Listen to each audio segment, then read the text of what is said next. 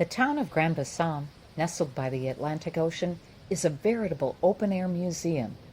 French colonists established it as their capital in 1893, erecting graceful buildings for government, commerce, and housing. Those colonial buildings, with verandas, colonnades, and gardens, hint at the port town's wealth early in the 20th century. Peter Teoro, a guide in Grand-Bassam for over 20 years, knows the history inside and out. He points out a building named for Edouard Blackson, a logger who changed his name from Edouard Aka to make it sound more European and more appealing to European bankers. This pretty building is Blackson House, marking part of the Ivory Coast commercial history during the colonial period.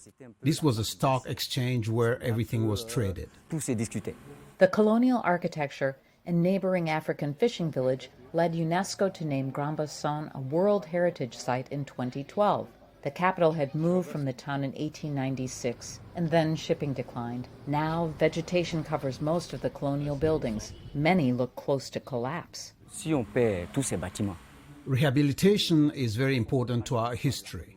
If we lose all our buildings, we no longer have part of Côte d'Ivoire history. And the people who no longer have history are people who are dead.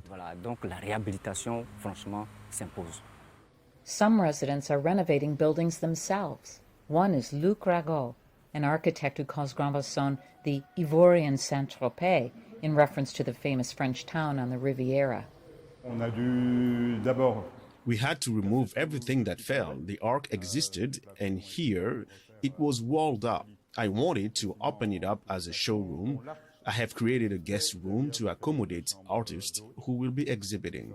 I did everything in 2 months. On the ground floor, Rago's business partner opened La Casse Bleue restaurant in early 2020, just before the pandemic. Herman N'Gassan said he developed his cooking skills in Grand-Bassam.